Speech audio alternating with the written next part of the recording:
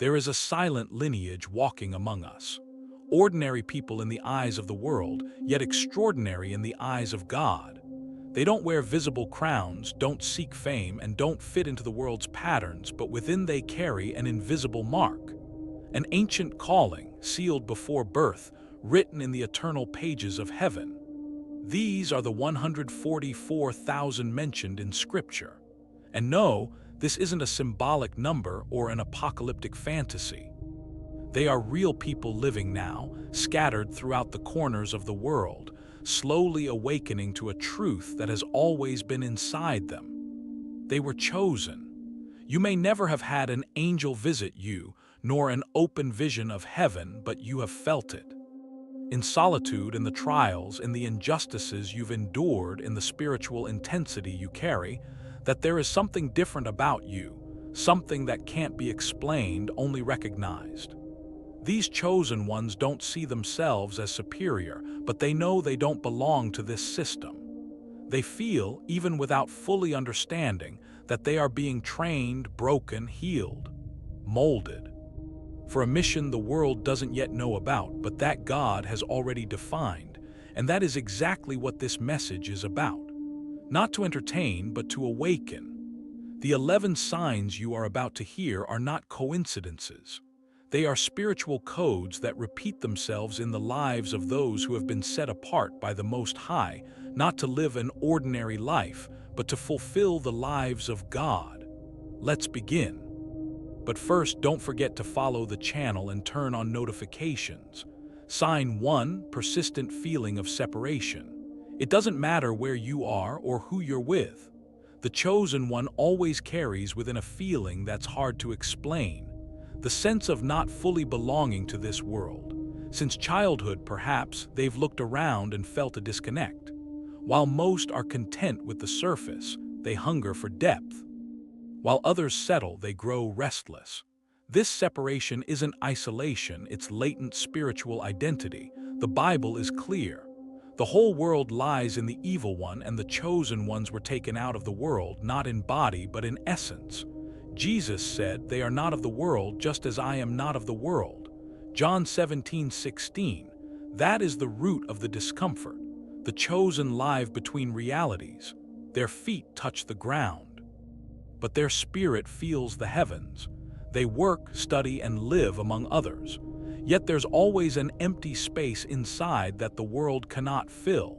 It's common for the chosen not to fit in social groups, in lifeless religious environments, in shallow conversations. It's as if everything around them vibrates at a lower frequency while they perceive something deeper. It's not arrogance, it's thirst, it's homesickness. It's the spirit longing for its origin. This sign at first can be painful. Many feel wrong, too different. They try to adapt, to force themselves to fit where they were never meant to.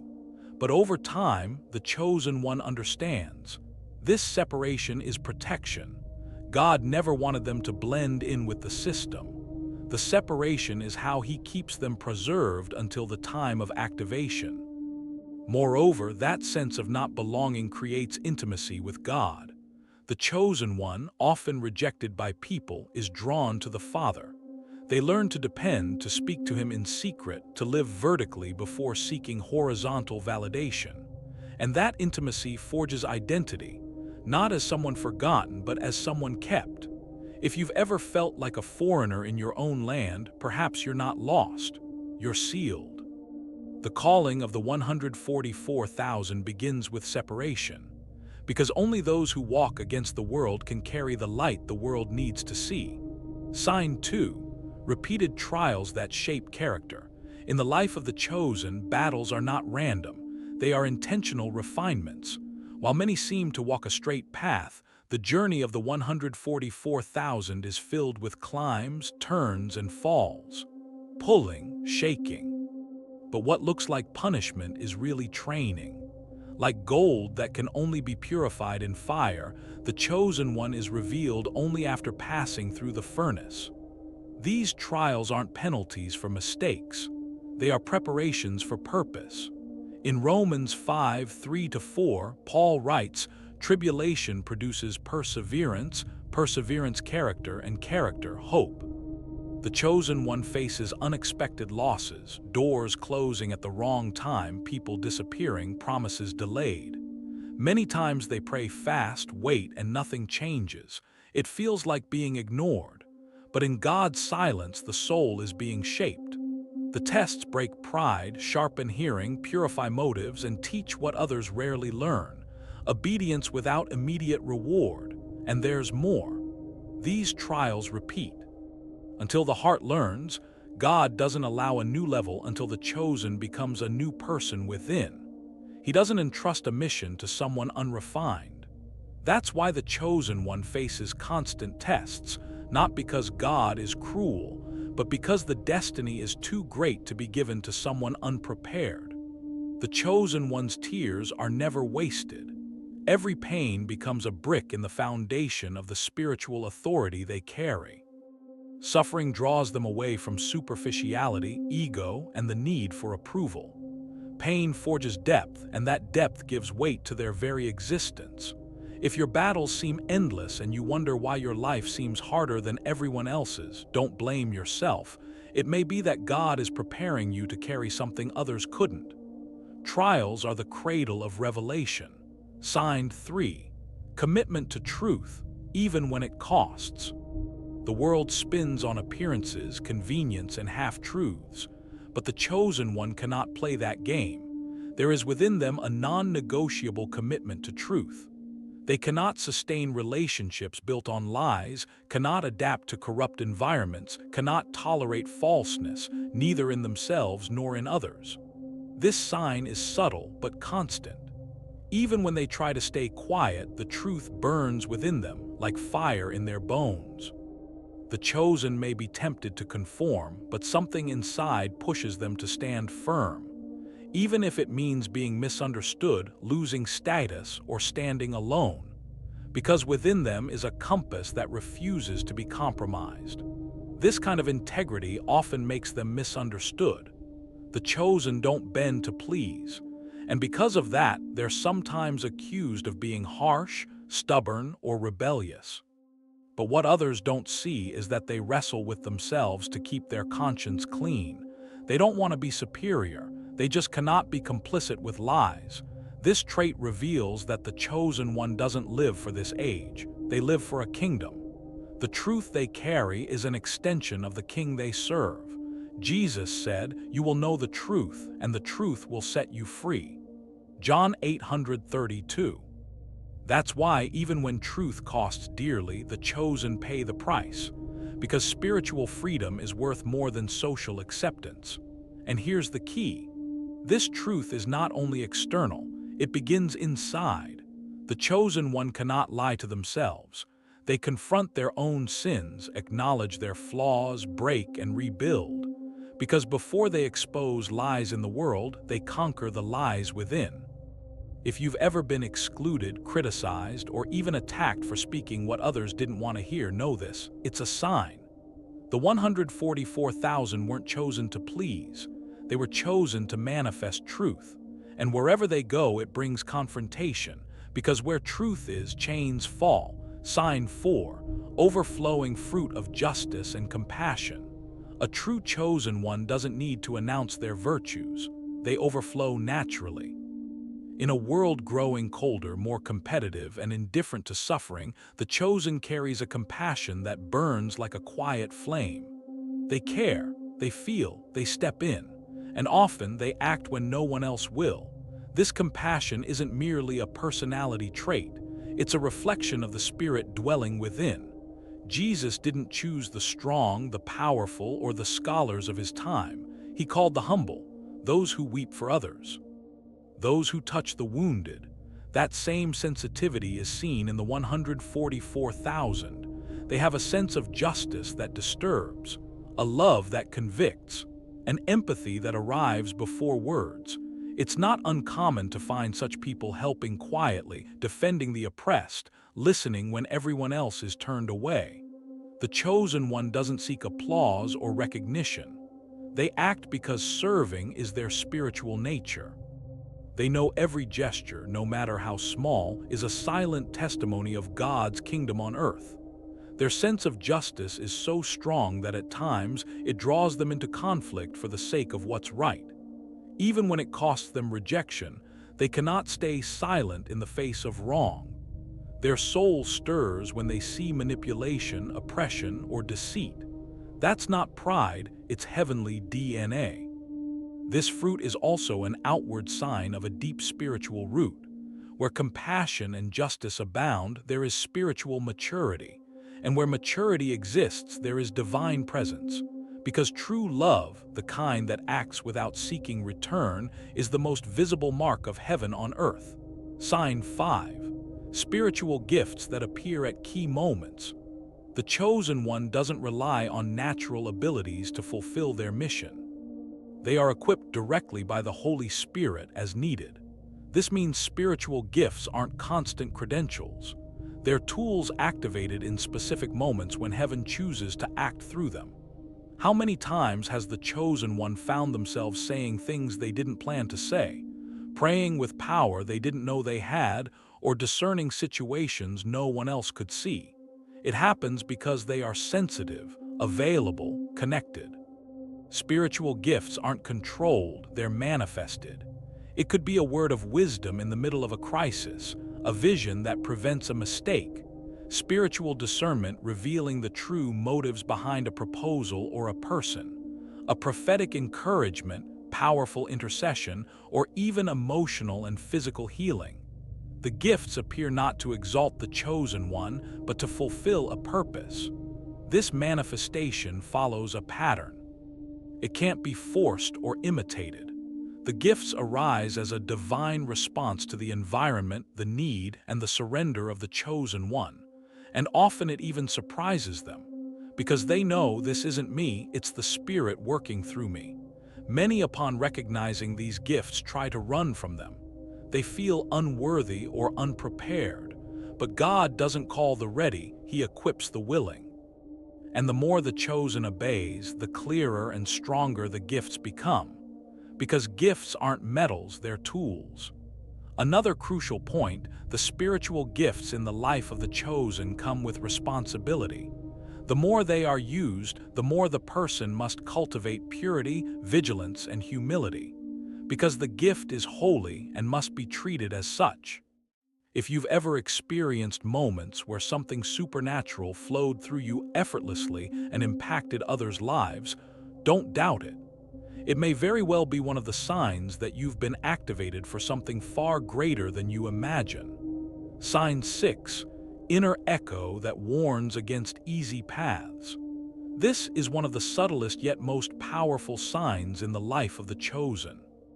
Inside them exists a voice, an echo, a silent resistance that rises whenever they approach a path that seems too easy but is misaligned with God's will. This voice doesn't shout, but it never goes silent. And when ignored, it leaves the heart restless. It's like an invisible brake, a weight no one sees, but that presses the spirit. In moments when everything looks perfect, when an opportunity appears with excessive ease, the chosen one feels something strange. They can't rest, even when everything looks favorable. And that restlessness isn't insecurity, it's protection. That echo is the Holy Spirit activating inner discernment. The chosen one may not be able to explain why they're saying no, but they know they must refuse. Often, this leads them to lose what, in human eyes, would be the best opportunity of a lifetime. But those who obey that echo later realize they escaped a trap. This sign is linked to spiritual sensitivity. The chosen one doesn't walk by logic, they walk by direction. They may hesitate, but they cannot betray peace. And that's the thermometer. If there is no peace, there is no divine approval. And no matter how hard it is to turn back, they obey. Many have lost friends, opportunities, promotions, partnerships, simply because something inside said, "This is not the way." And when they obeyed that internal warning, they avoided falls that would have derailed their entire journey. This echo also warns against shortcuts. The chosen one knows that their path won't be the quickest or the most comfortable. They were called to walk through process, not ease. That's why when a wide gate appears, they examine it before stepping through. And if the Spirit doesn't confirm it, they'd rather lose now than be destroyed later. This sign reveals a quiet maturity, the ability to say no when everything says yes. And that ability, subtle to the world's eyes, is one of the greatest marks of the 144,000. They don't follow what looks good, they follow what is right. Sign 7, constant and deep spiritual attacks. In the life of the chosen, attacks aren't occasional. They are constant, strategic, and intense. There is an invisible war being fought daily against them. And it's not because they're doing something wrong. It's precisely because they're on the right path. The kingdom of darkness reacts to anything that represents light, truth, and purpose. These attacks manifest in many ways: disturbing dreams, unexplained anxiety, intrusive thoughts, spiritual exhaustion, doors closing without explanation, confusion appearing from nowhere. Many don't even realize that what they're facing isn't just emotional or physical, it's spiritual. The chosen one attracts battle because they carry authority. Their very awakening disturbs spiritual realms. That's why they often feel weights others don't, face resistance in even simple areas, and live under a kind of invisible pressure that drains them. It's as if something is always trying to destabilize their mind, their peace, their connection with God. These attacks also intensify near decisive moments. Whenever the chosen one is about to take an important step, chaos increases. Arguments appear, distractions multiply, doubts invade. It's the enemy trying to break their focus before a greater activation. Sign 8, losses and abandonment that purify the mission. The journey of the chosen almost always passes through painful seasons of loss. People they loved leave, relationships break, support disappears, places that once felt safe become strange. But those losses aren't punishment. They're part of the purification process. Those who are chosen cannot rely on applause, validation, or constant company. God allows certain people to leave the chosen one's life not because they're bad, but because they can't go where the chosen one is going. Some relationships were good for the previous phase, but no longer fit in the next. These abandonments hurt deeply. Often they come from those the chosen one trusted most, and the pain of that loneliness seems to contradict the promise. But over time, they understand. God empties so he can fill with what truly matters. In silence, God's voice becomes clearer. In the wilderness, the calling is refined. Loss also teaches dependence. The chosen one learns to walk with God, not with the crowd. They discover there is strength in secrecy, provision in scarcity, guidance in emptiness. They realize they don't need many beside them. They just need to be in the center of God's will. Looking back, they see that if certain people had stayed, they might never have grown, awakened, or truly obeyed. The pain was discipline. The solitude was a classroom, and the loss was protection. This sign is one of the hardest, but also one of the most revealing. It proves that the mission of the chosen is greater than comfort, greater than emotional ties. And even if they weep for a while, the chosen understands. God never takes away without first preparing to give something far greater. Sign 9. Rejection within one's own spiritual community. Few pains cut deeper than being rejected by those who should understand you. Many chosen go through this, judged, silenced, misunderstood within their own faith community. It doesn't happen because they're wrong, but because they're carrying something that others haven't yet recognized. The light of the chosen disturbs complacent structures. They can't live a superficial faith. They question, seek more, crave depth. And for that, they're often labeled as rebellious, arrogant, or too spiritual. But deep down, what they really have is thirst, and that thirst exposes the lack in others. This kind of rejection isn't new. Prophets, apostles, and even Christ himself were rejected by their own. John 1:11 says he came to his own, and his own did not receive him. That's the burden the chosen carry. They are sent, yet often rejected before being recognized. Sign 10, supernatural peace amid the storm. This sign doesn't appear when everything is fine. It appears in the middle of chaos. While everything collapses around them, losses, betrayals, pressure, delays, the chosen one experiences something that defies logic, an inner peace beyond explanation. That peace doesn't come from the world, isn't emotional, and doesn't depend on circumstances. It's a spiritual seal. A sign that even under attack, even without knowing what's next, the heart remains firm. It's not numbness, it's certainty. Certainty that God is in control, that there's a purpose behind it all. The chosen one may cry, feel pain, grieve, but they never despair because something inside whispers. Even if everything is against you, the promise still stands. That conviction comes from intimacy, from one who's been forged in fire and has learned to trust the unseen. Supernatural peace is what sustains them when everything else fails. And when others collapse, the chosen one stands. Not because they're stronger, but because they carry something the world cannot understand: the real presence of God within.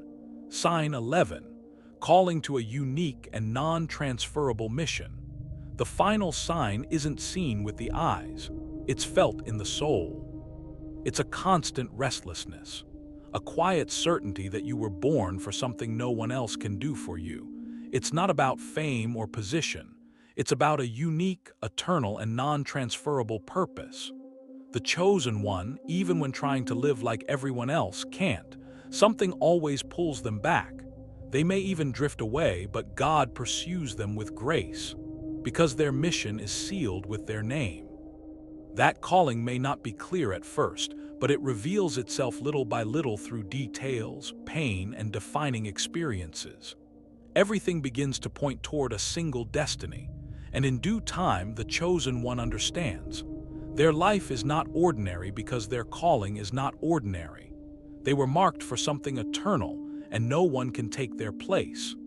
The 144,000 are not defined by titles, appearances, or position. They are recognized by the signs, signs that are not loud but constant, signs that repeat, that shape, that awaken. And if you've made it this far, something within you has already understood. This is not coincidence, it's confirmation. Each sign we revealed wasn't just information, it was a mirror. Maybe you saw your story, your struggles, your gifts, your pain. And maybe, for the first time, you understood why everything in your life has felt more intense. You are not weak, you are marked. The world still doesn't know who the chosen ones are, but heaven already recognizes them, and the time to awaken has come. This series was a calling, a reminder that you carry something beyond survival. You carry an eternal purpose. Now I want to hear from you. Which of these signs have you already identified on your journey? Comment below. Be honest without fear. This exchange isn't just about engagement, it's about unity. Other chosen ones will recognize themselves in your words, and your experience may strengthen someone who is still at the beginning of the process. Right here. Which sign touched you the most? Which of these has already manifested clearly in your life? Let's continue this conversation in the comments, because the 144,000 do not walk alone. They recognize one another by the Spirit. Until the next chapter, may the seal of the living God be upon you.